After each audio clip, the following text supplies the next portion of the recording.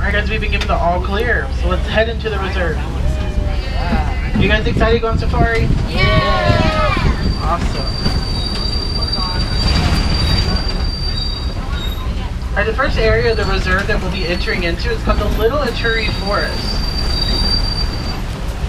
The Little Aturi Forest is known for its thick vegetation because the animals who live here love to use their camouflage. Off on the right, you'll see those brown animals with white stripes. Those are called okapi. A lot of people think since they have stripes on them, they must be related to a zebra. Okapi are actually the closest known relative of the giraffe.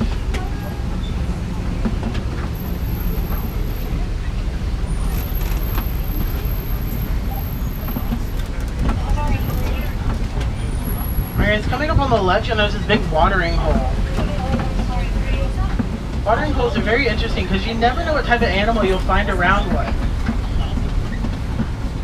I've heard word that black rhinos like to hang out in this area, so let's see if we can see any today.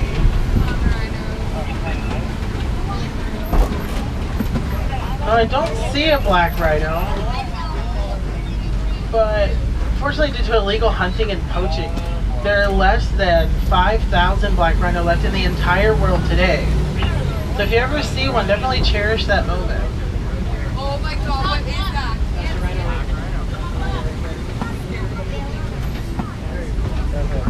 Oh god.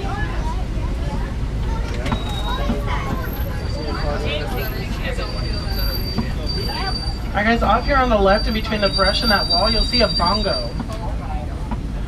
Got some white stripes on it, makes it a little easier to see.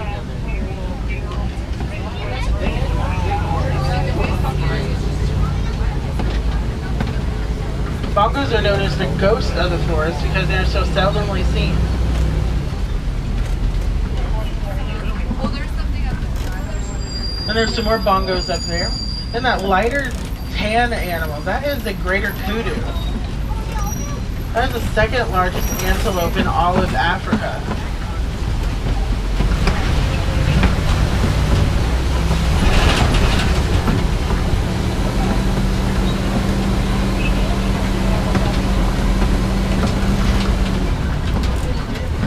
Alright, now we're heading into the Safi River. The Safi River is home to many different types of animals, but some of our more famous include hippos and Nile crocodile. There's a hippo off to the back right. You can see it underwater.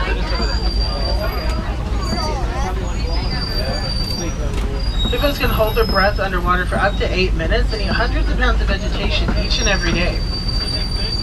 The word hippopotamus translates literally to the river horse.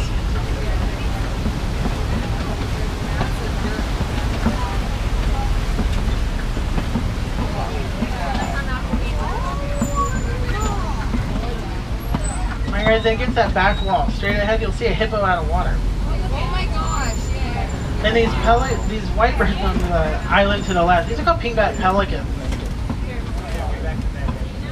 They get that name because during mating season, their feathers on their back will actually turn pink. Oh yeah. Alright, you go down here now.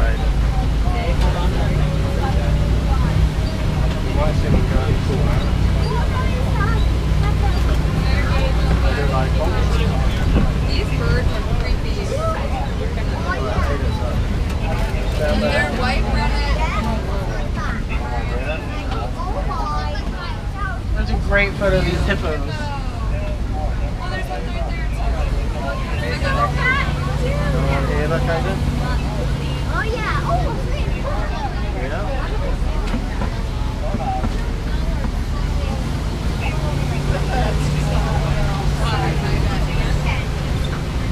Alright guys, and coming up below us to the left, you'll notice those Nile crocodile. Crocodiles. Nile crocodile can reach land speeds of up to 10 miles per hour. Have a bone-crushing jaw force of 2,000 pounds per square inch. I don't know about you guys, but I definitely don't want to mess with them.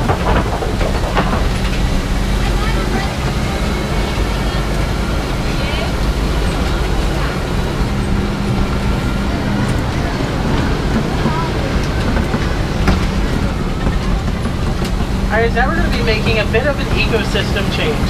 We'll start to see some different animals along with some different vegetation.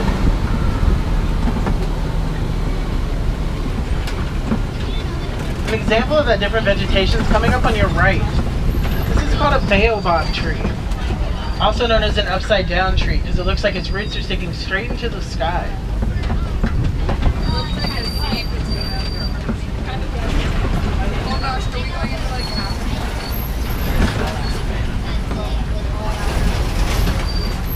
Yeah, savannah. Alright guys, now we're into my favorite view on the whole reserve, the Serengeti grasslands. The grasslands stretch for hundreds of miles across East Africa and are home to millions of migrating animals. It acts like a sort of highway for those migrating animals every year. It's also home to some of our more famous animals, such as elephants, zebras, and giraffes.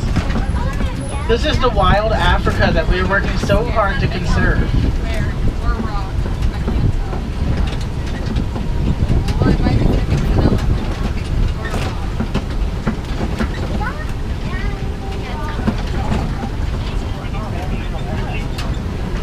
The Serengeti grasslands gets its shape from the animals who live here. Elephants act like bulldozers and bulldoze down small trees, whereas giraffes act like pruning shears to cleanse the undersides of the trees to let light down to the grass. Gazelle and zebra eat the taller grass, whereas little nibblers such as warthogs keep the edges nice and tidy. So in a balanced ecosystem, there's plenty of food for everyone out here. It's gonna be on your side, bud. It's gonna be on your side, bud.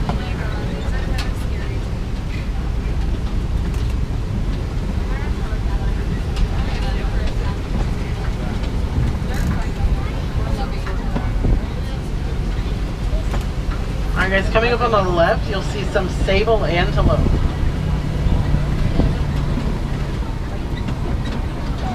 Along with some baby sables. What are they doing?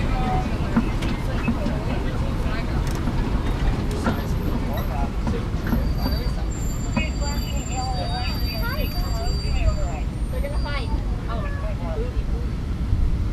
Sable antelope are actually the emblem for the Harambe Wildlife Reserve. And you'll notice that really dark one, almost looks black. That's the most dominant male. The males continually get darker as they keep maturing throughout their life. Alright, does anyone know what these big red mounds are all around us out here? Termite mounds. Yeah, they're termite mounds. Termite mounds are created by a mixture of dirt, dung, and a termite secretion that once baked in the African sun, they become as hard as concrete. Elephants love termite mounds. They love to use them as scratching posts, but once they're worn down, such as the one kind of back behind you, smaller antelope will use them as lookout mounds to see over the tall grass for predators. So it's kind of cool to see how the life of a termite, how it can affect the life of an antelope.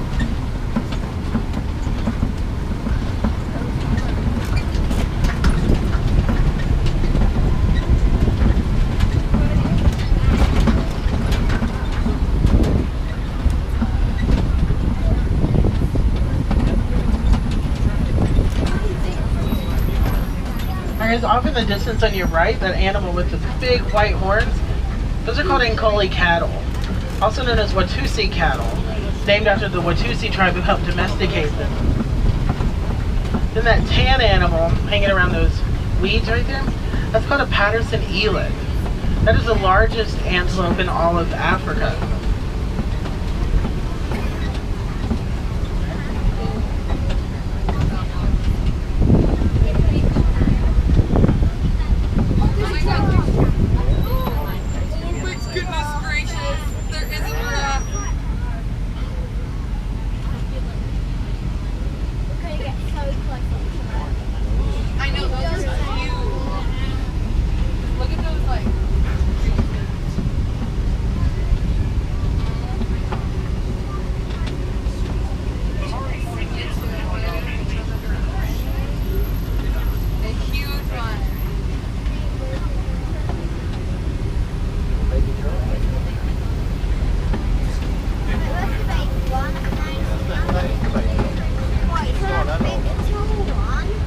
And coming up on the left, you'll notice this Maasai giraffe. There's two of them. 3 3 of them. You can tell they're Maasai giraffe by looking at their spots. They're very lacy, very irregular, whereas a reticulated giraffe has a very uniform net-like shape.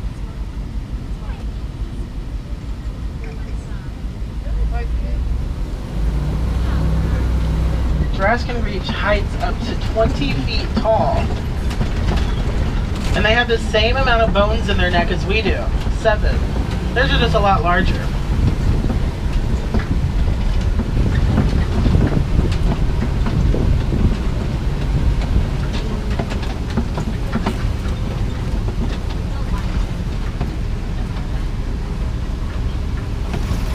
Alright guys, now we're entering into an area we like to call Monkey Point. So keep your eyes peeled for some mandrills. They love to hang out up here on the left. It's like a bamboo. Those are the ones with the colorful buds. Oh, there's one in the way back. Love to hang out against that back wall back there. Don't see any. Mandrills are the most colorful monkey in the entire world. If you ever see a male that looks like it's incredibly colorful, that's actually a hint that that's the most dominant male. It does look like our road that we normally take has been closed. So I guess we'll continue around this way and see where it takes us. I bet that's why it's closed. There's a big African elephant back there.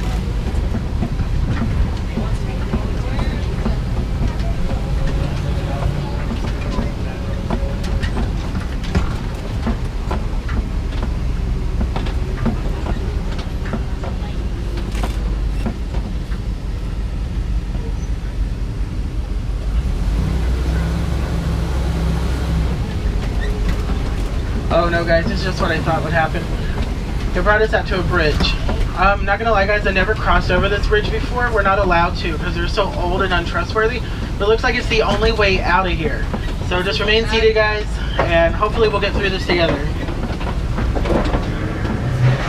That doesn't sound too bad.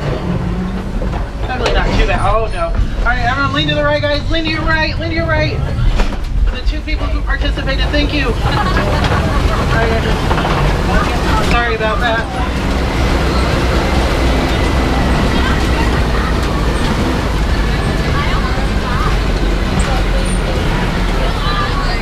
Oh, this is cool, guys. If you look to the left and right, you'll see elephant tusk marks in the clay. That's because elephants eat small amounts of this clay to get essential vitamins and nutrients that they don't get in their everyday diet.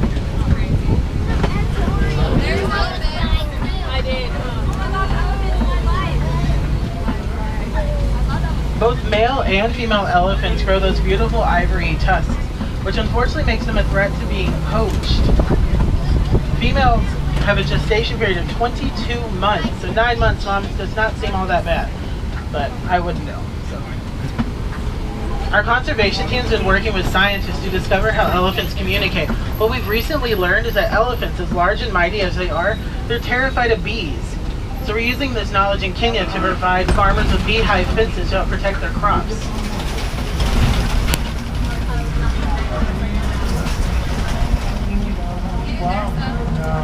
Oh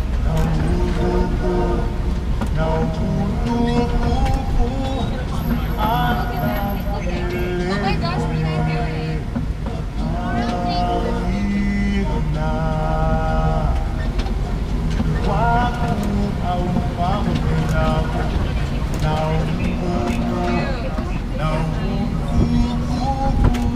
Alright, we'll stop right here for a few seconds just to let you get a good photo.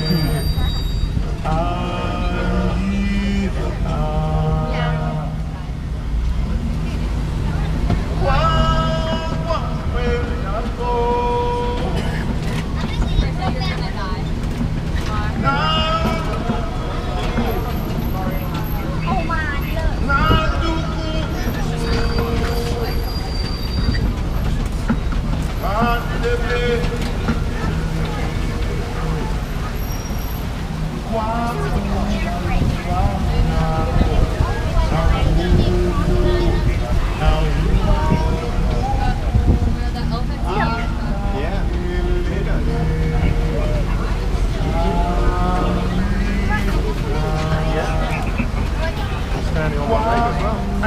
left, you'll notice these greater flamingo. They're the lightest colored of the flamingos. They get that coloring from the brine shrimp and other small crustaceans that make up their diet. A gathering of flamingos like this is called a flamboyance. Flamboyance of flamingos.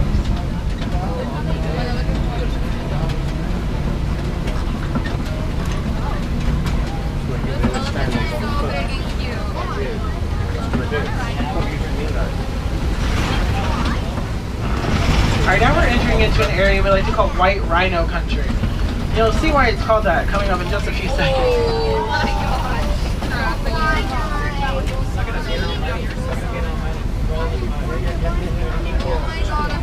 Where will we get around? We're covered.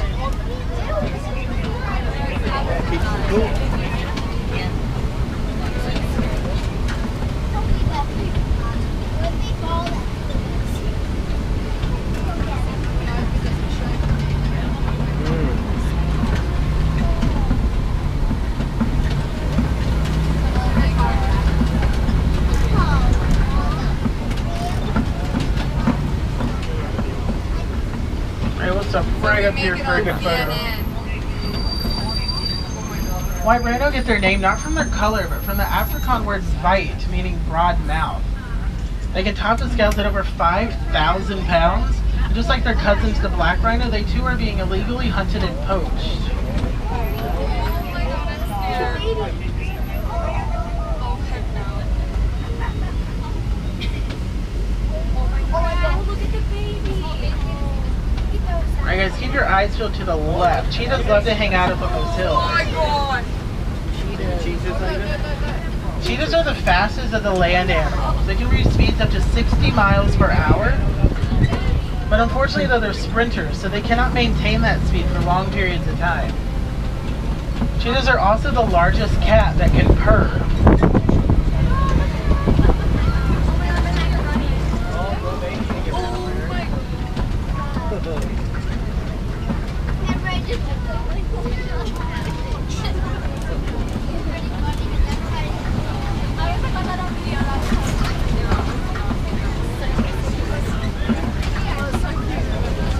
Alright, this large rock formation in front of us is called a kopie. That's where you can find some of our even larger cats, such as lions. Oh my god. Let's see if there's any hanging out around here today. All right there. Oh, that's Oh, a there. lot. No, that's a lot.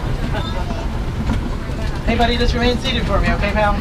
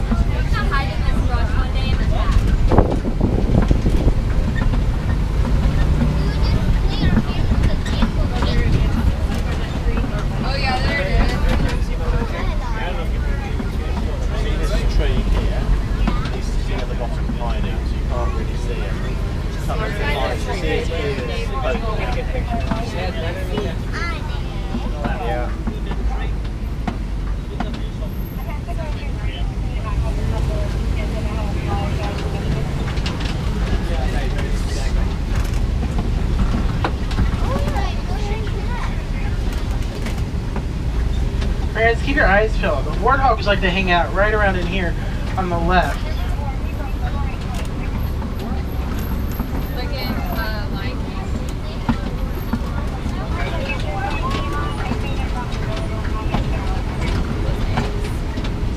Those are eggs.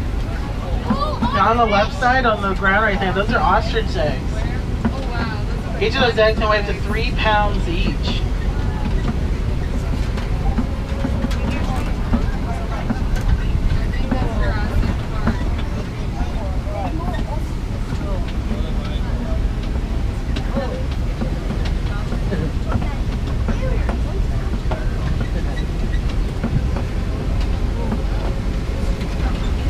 Guys, on the right here, you notice some ostrich. Yeah. Ostriches are the largest of the flightless birds, reaching speeds up to 40 miles per hour.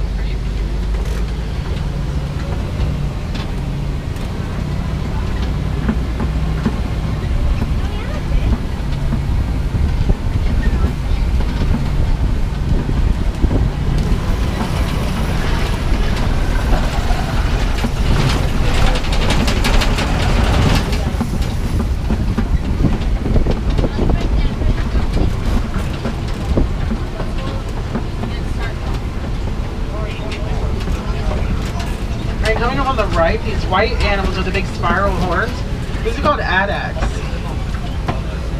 Addax are desert-dwelling animals, so they can actually go majority of their life without a single drink of water. They get all the moisture they need from their diet. And those birds are yellow-billed storks. They're carnivorous birds and eat mainly small frogs, snakes, and fish.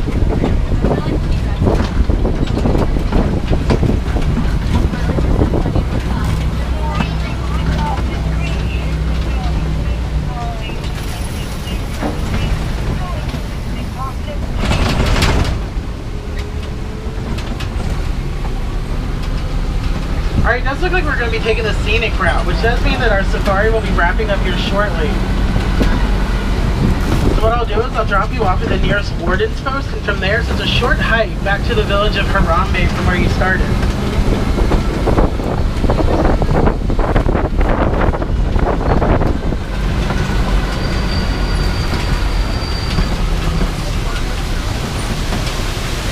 I hope you all enjoyed your safari today, but if you feel like you didn't see enough animals, definitely check out the Pangani Exploration Trail. It's home to one of my favorite animals, the lowland gorilla. Definitely, if you have time, check it out.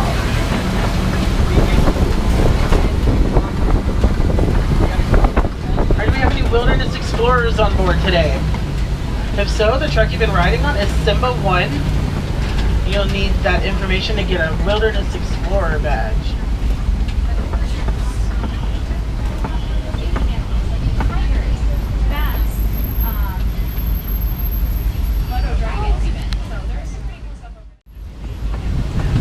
More moments, guys, and we'll be dropping off at that warden's post.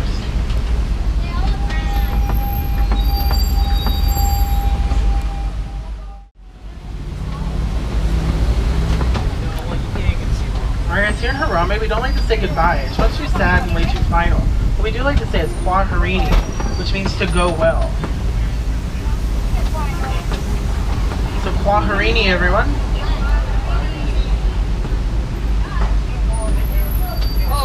Watch out on your right doors, deciding I'm going to watch the step down. Kwaherini, everyone.